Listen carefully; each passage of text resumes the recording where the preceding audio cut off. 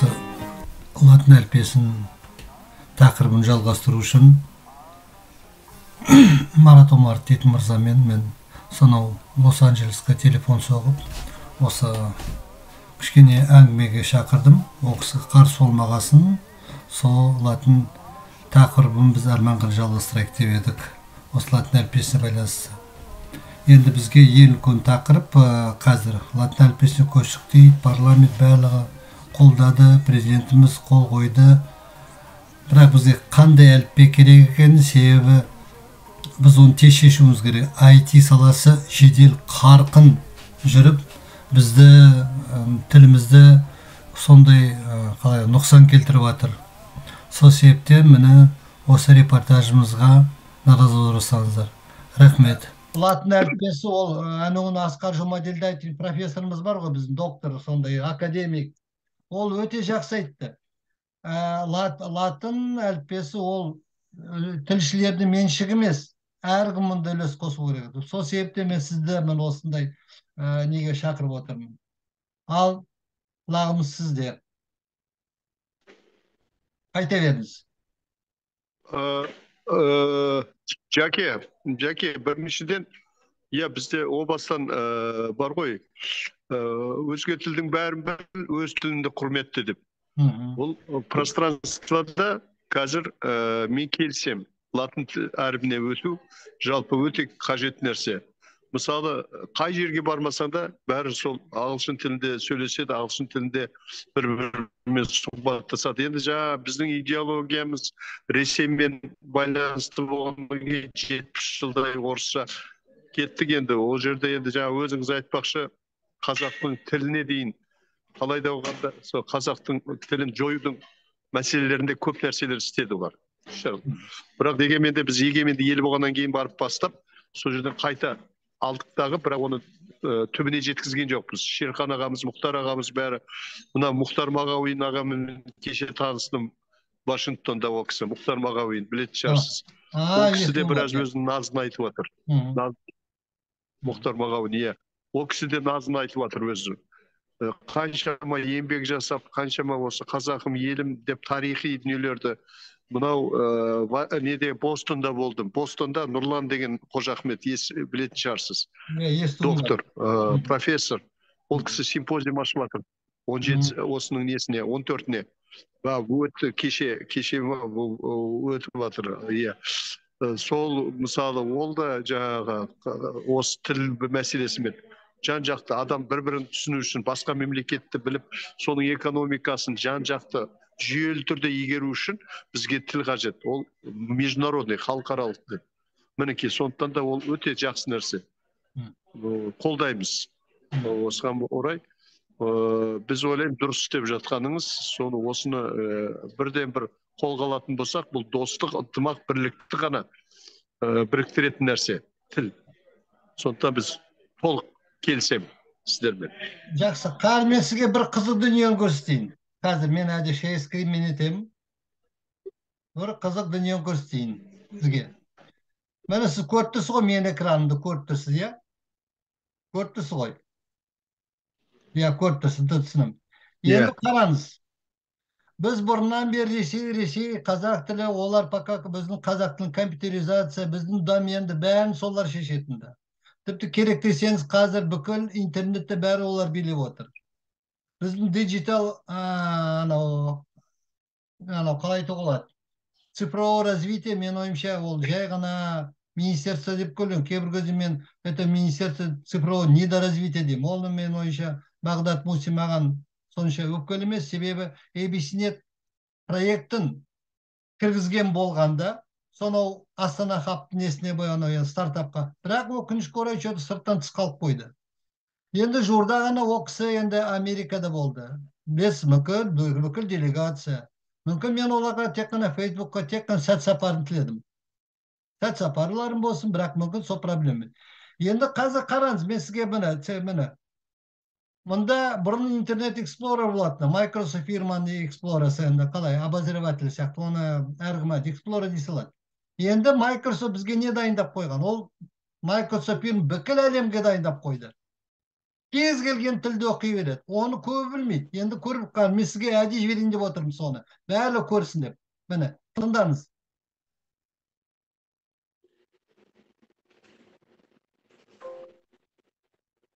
Орал қаласындағы Алтын Орда мәдениет үйінде Алаш этно-фольклорлық ансамблінің алғашқы концерті өтті. Көне заман аспаптары мен жаңа дәуірдің дүбірін тыңдатқан өнер ұжымының еліме арнау атты ерекше бағдарламасын көрермен өте жылы қабылдады. Қазбек Құтымұратұлы, оралдық жас сазгер, болашағы зор өнерпаз Данияр Таңатаров басқаратын Алаш этно-фольклорлық ансамблі 2019 жылы құрылған. 2020 жылы наурыз айында алғашқы концертін беру үшін дайындалып жатқанда аяқ астынан пандемия бат. Мен әди тоқтаттым бұны. Енді көріп тұрсыз, мен сізге айтайын деп едім. Бұны әлі көп біле қоймайды. Оны біз өзімізше міне сырттан нетіп жүрміз анау. Ойбай, қазақ тілі андай мындай деп. Сонда мен айтқанды, ол бәрібір сырттан бәрі шешіле береді. Біздің тіліміз де, неміз де. Бірақ латын әліппесін өзіміз жедел шешуіміз керек деп. Но 2005-ке дейін біз мүлдем, бізде интернет мүлдем қазақша жұмыс істемеді, өзіміз Windows XP-ге дейін. Қазірде проблемалар өте көп. Қазір жаңа технологиялар ашып жатыр. Мысалы, Google Maps-пен сіз мүмкін Америкада жүріп, міне Google Maps-пен қолданатын шығарсыз. Қалай ойлайсыз? Қай программамен қолданасыз? Өйткені мүмкін емес. Осындай дамыған мемлекеттерде бір ондай қалай айтуға, бізде тугис мысалы Қазақстанда қазір енді ғана дамып жатыр. Бәкіл қазақтарды бәрін орысшыландырып жатыр. Оған қоса Каспий. А вот Америкада қалай болып жатыр жағдайды? Сіз шет-жаға түсіндіріп жіберсеңіз.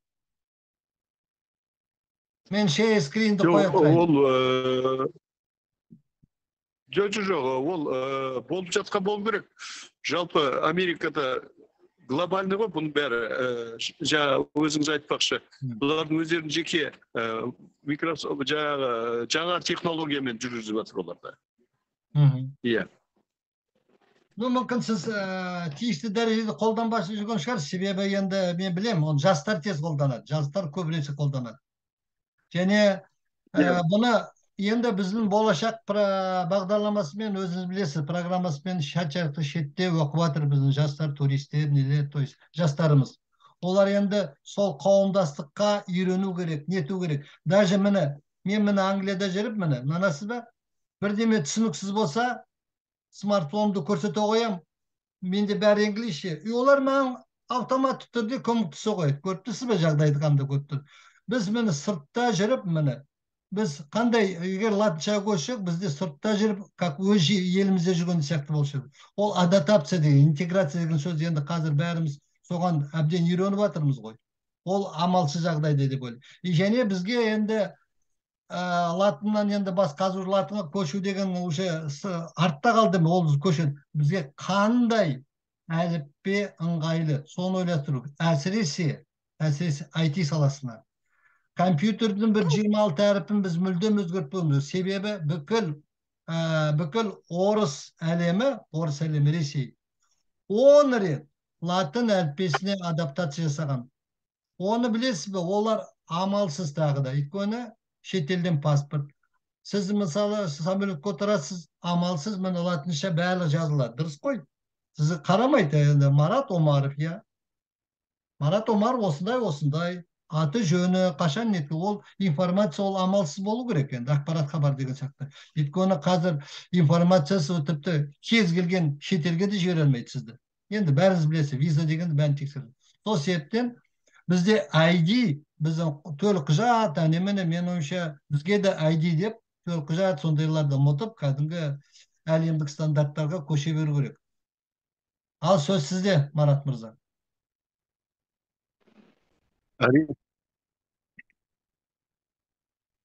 Әрине. Енді қазір әдет ғұрып, салт дәстүр, ұлттық құндылық, салт дәстүр біздің ата-бабамыздан қалған. Әдет ғұрып, осының бәрі керек Америкада. Өйткені қазір ертеңгі болатын іс-шаралар, наурыз мерекесінде. Бұл қайта жаңғарған, ел жаңарып, жер жаңаратын кез келді. Сондықтан да мына жастарды үйретіп, осы әлде де өзіміздің тектілігімізге, өз текті жүректікті, рухы биік, иманы күшті қазақ деген атымызды одан сайын шарықтату. Күні кеше ғана Рафқат кім Рахмонов, Шафқат Рахмонов келіп үлкен жеңіске жетті. Қазақтың туы көтерілді. Оның алдында Жәнібек Әлімхан болған. Лас-Вегаста болған. Оның көшбасшы болып өзім барып бүкіл қазақтардың бәрін бастарын ұйымдастырып, сол жерде үлкен бір жақсы тілектер айтылып, қазақтың туын көтеріп, қазақша сөйлеп, жастарға үлгі көрсетіп, соларға өскелең ұрпаққа өкшеміз басып келе жатқан. Міне қазақ деген осындай. Қазақтар батырсыңдар, әлемге самғаған, қазақтар жалындаған, жүрегі лаулаған, қазақтар шарықтаудан еш талмаған, қазақтар әлемге самғаған деп, сол біз о бастан жаңағы Алашордадағы қазақтардан алатын болсақ, сол еркіндікті қолдаған қазақ жерін, қазақ елін, сол о бастан тарихты білмей, болашақты болжауға болмайды деп, кішігірім мынау жастарға осындай бір келешекте ойым бар. Сондай бір орталық ашып, сол жастарды тілге, неге, өнерге, әдебиетке үйрету, ұлттық құндылыққа, әдет ғұрыпқа, салт дәстүрге. Себебі ол қажет. Қалай да болғанда да осы парызымыз, әрбір қазақтың парызы, сіздің де, менің де, бәріміздің. Өткенде шет елде жүріп бізге қарайды олар. Ол кісілер қалдайды. Сондықтан солардың көзқарастарын біз осы ұлттық құндылыққа, қазақи өзіміздің ұмытпау керек. Қандай болғанда да, жаңағы сіз жасап жатқан дүниелерді ары қарай үлестіріп жалғастыруымыз керек деп ойлаймын. Жарайды, Марат мырза, сіз енді Наурыз мейрамы туралы айтып кеткенсіз, өте қуаныштымыз. Осы ауыздағы Наурыз мейрамы құтты болсын. Осымен бізді доғара екенді. Латын туралы енді шет жағасы сіз де жеттіңіз. Өте жақсы. Енді бізге қандай латын әліппесі қажетін жедел түрде біздің президентіміз шешкен жөн бе деп ойлаймын. Осыған біз үміттенейік. Енді алдында сайлау деп жатыр. Құда қаласа Сайлай деп жатыр, бәріміз есіміз шықпайды, просто жайт айта беріңіз.